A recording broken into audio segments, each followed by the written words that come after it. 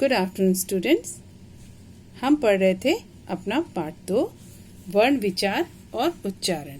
अब तक हमने पाठ में पढ़ा वर्ण क्या है। वह छोटी से छोटी ध्वनि जिसके खंड न हो सके वह वर्ण होती है। हमने वर्णमाला के बारे में जाना। स्वर, व्यंजन, अयोगवाह, अनुस्वार, विसर्ग, अनुनासिक। वर्णों के भेद, 2 भेद हैं, स्वर और व्यंजन। स्वरों के भेद, ह्रस्व स्वर, दीर्घ स्वर और प्लुत स्वर। आज पढ़ेंगे स्वरों का प्रयोग।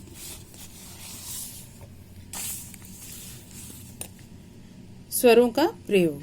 स्वरों का प्रयोग निम्नलिखित 2 रूपों में किया जाता है।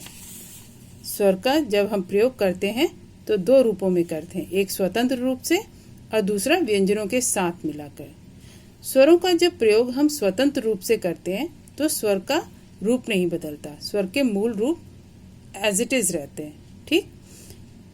स्वरों का प्रयोग जब स्वतंत्र रूप से होता है तो इनमें शब्दों के निर्माण में स्वरों का प्रयोग मूल रूप से होता है। जैसे स्वर होते हैं वैसे के वैसे ही शब्दों में लिखे जाते हैं। जैसे आई, ऐनक, ईमान, उल्लू, आए, आइए। तो इनमें स्वरों का रूप नहीं बदलता है। लेकिन व्यंजनों के साथ जब हम स्वरों को मिलाते हैं तो स्वरों का रूप बदल जाता है। और जब स्वर का रूप बदल जाता है उस बदले हुए रूप को हम क्या कहते हैं? मात्रा। स्वर किस में बदल जाता है? मात्रा में परिवर्तित हो जाता है। स्वरों का प्रयोग जब हम व्यंजनों के साथ मिलाकर करते हैं तो क्या होता है? जब स्वरों का प्रयोग व्यंजनों के साथ मिलाकर किया जाता है तो उनके रूप में परिवर्तन आ जाता है और स्वरों के चिन्ह व्यंजनों से जुड़ जाते हैं। स्वरों के ये चिन्ह मात्रा कहलाते हैं। ठीक। स्वरों का बदला हुआ जो रूप है वो मात्रा बन जाता है। मात्रा। अब मात्रा क्या है? जब स्वर व्यंजन वर्ण के साथ जुड़ते हैं तो इनके बदले में इनकी मात्राओं को लिखा जाता है। जब स्वर को हम व्यंजन के साथ जोड़कर लिखते हैं तो उसका रूप बदल जाता है। वो क्या बन जाता है? मात्रा, यानी मात्राओं के साथ उसको लिखा जाता है। अब ये नहीं कि जैसे क है और क में हमने आ जोड़ दिया तो हम इसको का नहीं लिखेंगे। ये आ जो है ये मात्रा बन जाएगा और क्या लिखेंगे हम? का लिखेंगे। ठीक है ना, मात्रा बन जाएगा। जब स्वर वर्ण के साथ जुड़ते हैं, ये स्वर हमने वर्ण के साथ जोड़ दिया और फिर क्या बन गया? मात्रा का रूप। यहाँ पर स्वर ने मात्रा का रूप ले लिया। अब है यहाँ पर स्वर और उनकी मात्राएं। अस्वर की कोई मात्रा नहीं होती और ये मात्रा तो आप बचपन से पढ़ते आ रहे हैं अपने। आ की मात्रा इस तरह से, छोटी की मात्रा इस तरह से, और इनसे बने शब्द जैसे आ की मात्रा के बने शब्द माता, तारा। छोटी की मात्रा से बने शब्द किला, बिना। बड़ी की मात्रा से बने शब्द कील, मीठी। छोटे ऊ की मात्रा से बने शब्द कुल, पुल। बड़े ऊ की मात्रा से बने शब्द जूता, कूदना। री की मात्रा से बने शब्द वृक्ष, कृपा। ए की मात्रा से बने शब्द केला, बेर। और ए की मात्रा से बने शब्द कैद, मैल। ओ की मात्रा से बने शब्द मोर, कोयल।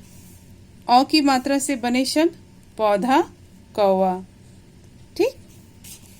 अब है ये छोटा ऊ और बड़ा ऊ जब र में जुड़ता है तो कैसे लिखते हैं इसे?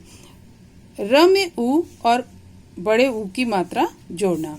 र के साथ ऊ और ऊ, छोटे ऊ और बड़े ऊ की मात्राओं का प्रयोग इस प्रकार किया जाता है। जब हम र में छोटा ऊ जोड़ते हैं तो इस तरह से लिखते हैं। ये इस तरह हमने बनाया। ठीक। और जब र में बड़ा ऊ जुड़ता है तो यहाँ पर इस जगह ऐसे गोल हो जाता है। ठीक। दोनों में अंतर देख रहे हो? यहाँ पे देखो, यहाँ अंदर गोल नहीं है और यहाँ पर ऐसे गोल हो गया है। तो ये र में बड़ा छोटा ऊ है और ये र में बड़ा ऊ, ऊ है। र में कभी भी इस तरह से और इस तरह से मात्रा नहीं लगती है। ठीक, अब इससे बने शब्द देखो, रुक और रू से रूप। अब इनका वर्ण विच्छेद करेंगे, इनके वर्णों को अलग करेंगे तो र में स्वर कौन सा जुड़ा है? छोटा ऊ। तो र और स्वर बाहर निकल गया तो र आधा रह गया, और आधा दिखाने के लिए हमें नीचे हलंत लगाना पड़ता है।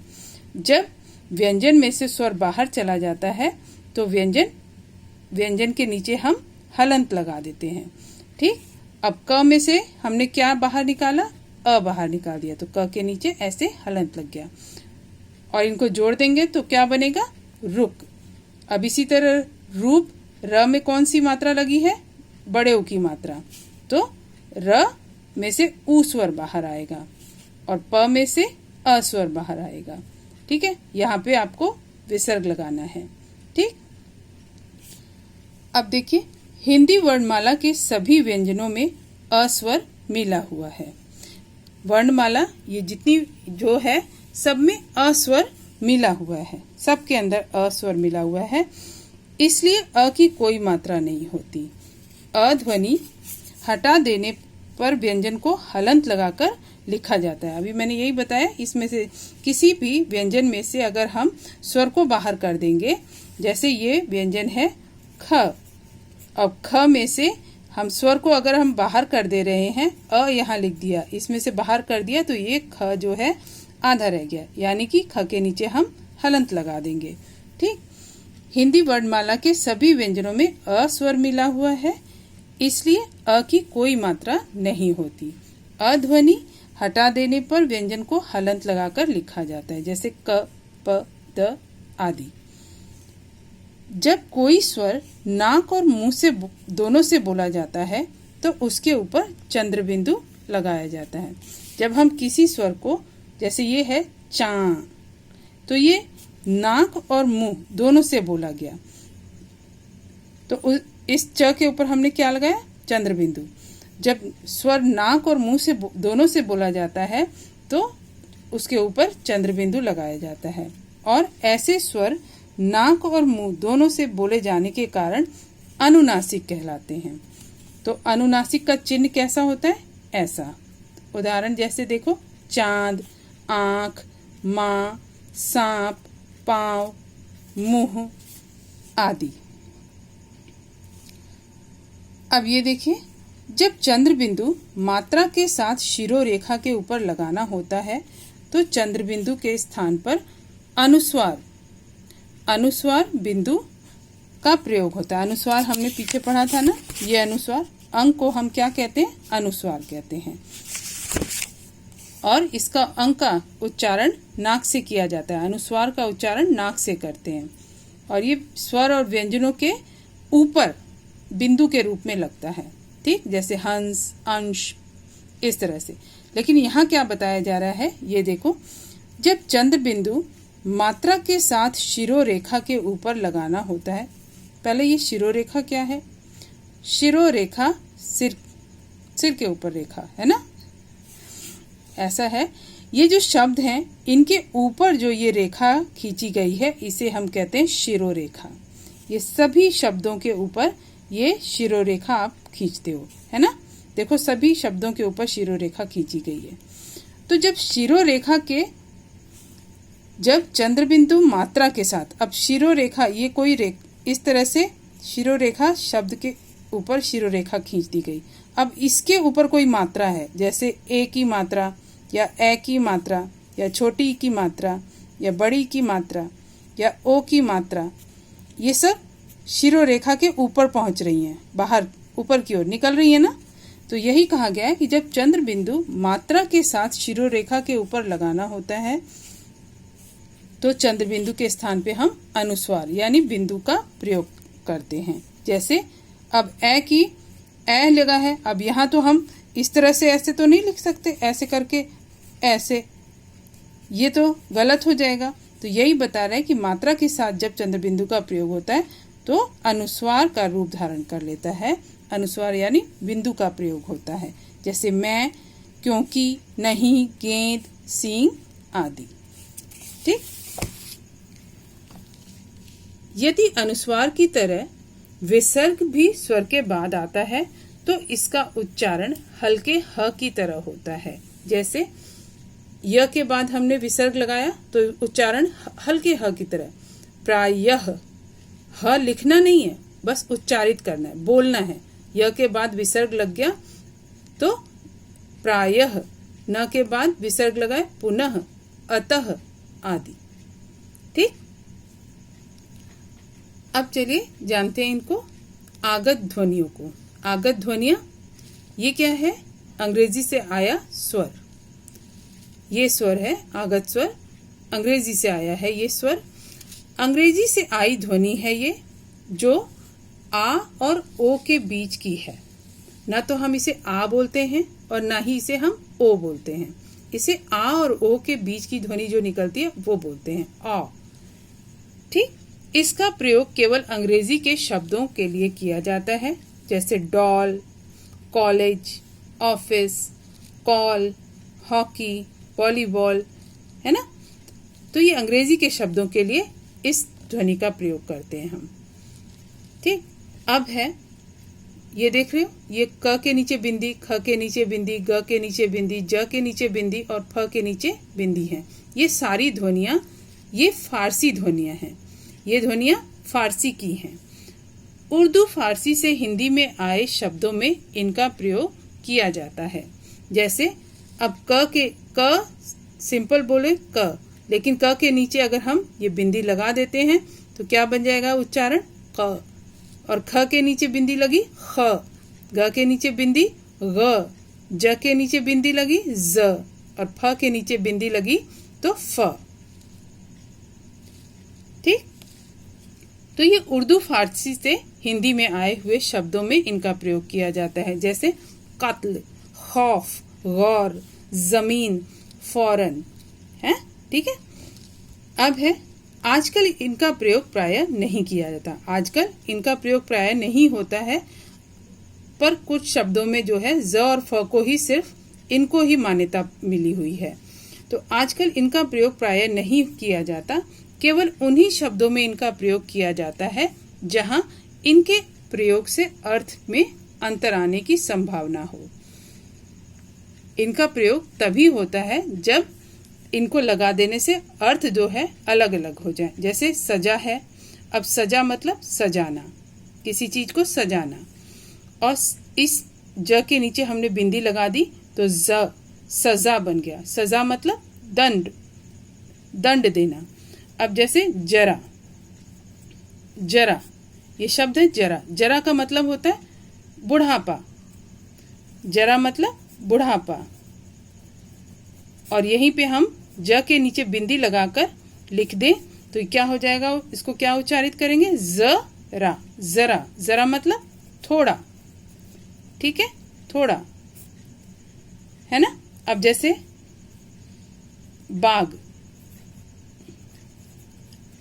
बाग यानी घोड़े की लगाम होती है, घोड़े की बाग, घोड़े की लगाम को हम बाग कहते हैं। ठीक। और बाग,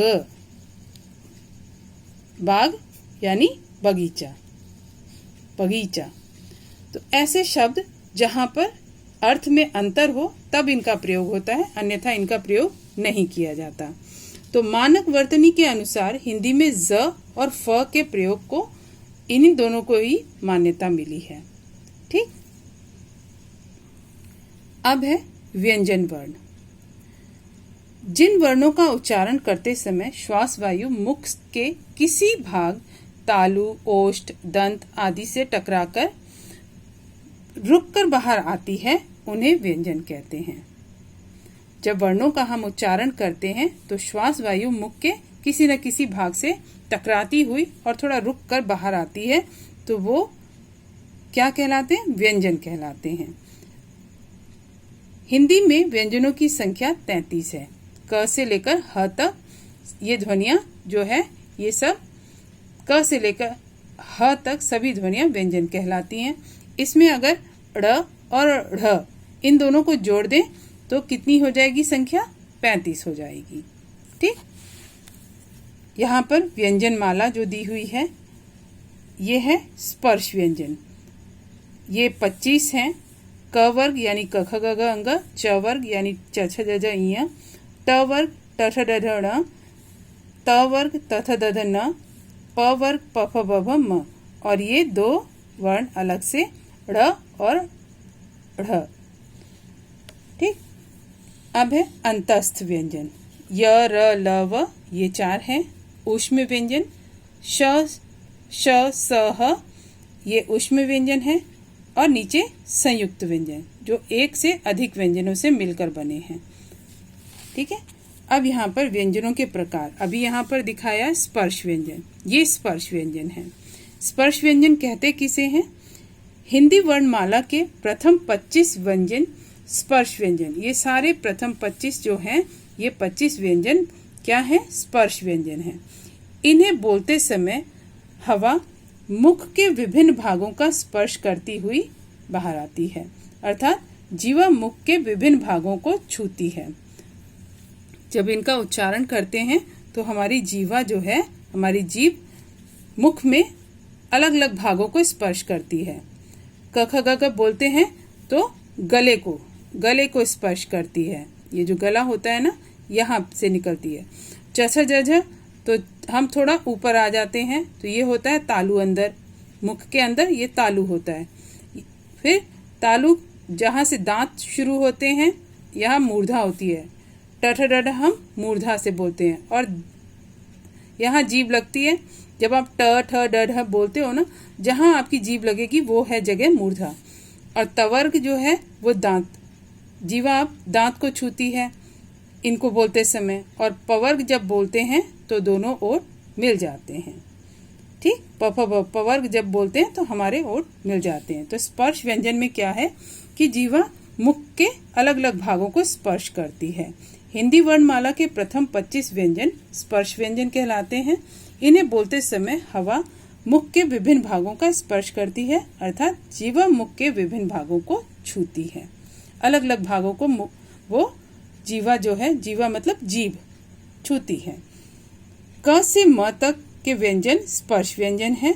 ड़ और ढ शब्द के प्रारंभ में कभी नहीं आते, ये अन्य वर्ण है। ठीक। अब है अंतस्थ व्यंजन। जिन व्यंजनों को स्वर और व्यंजनों के बीच की स्थिति में बोला जाता है, उन्हें अंतस्थ व्यंजन कहते हैं। इन्हें बोलने में जीवा मुख के किसी विशेष भाग को स्पर्श नहीं करती। ये 4 हैं, य र ल और व। अब है ऊष्म व्यंजन। ऊष्म व्यंजन का जब हम उच्चारण करते हैं तो हवा किसी स्थान पर रगड़ खाकर बाहर निकलती हुई ऊष्मा यानी गर्मी उत्पन्न करती है। तो इनके उच्चारण में जब प्राणवायु बाहर निकलती है, प्राणवायु निकलते समय ऊष्मा यानी गर्मी उत्पन्न होती है, इसलिए इन्हें ऊष्म व्यंजन कहते हैं। आप इन व्यंजनों का जब उच्चारण करेंगे कभी भी, आप देखिए मुख के आगे आप हाथ लगाइए। जब इन वर्णों का उच्चारण करेंगे तो मुख से गर्म हवा बाहर आएगी। इन वर्णों के उच्चारण में प्राणवायु निकालते समय ऊष्मा उत्पन्न होती है, यानी कि गर्मी उत्पन्न होती है। कभी भी बोलकर देखिएगा श श स ह, तो ये ऊष्म व्यंजन होते हैं। ठीक। अब है संयुक्त व्यंजन। एक से अधिक व्यंजनों के मेल से बनने वाले व्यंजन संयुक्त व्यंजन होते हैं, जैसे क्ष, त्र, ज्ञ और श्र। तो आज हम यहीं तक अपना पाठ करेंगे। पाठ के अगले भाग को हम अगली वीडियो में करेंगे। ठीक। तब तक के लिए जो भी आपको पढ़ाया गया है आज, सही उच्चारण के साथ पढ़िए, समझिए और याद रखिए। ठीक है ना।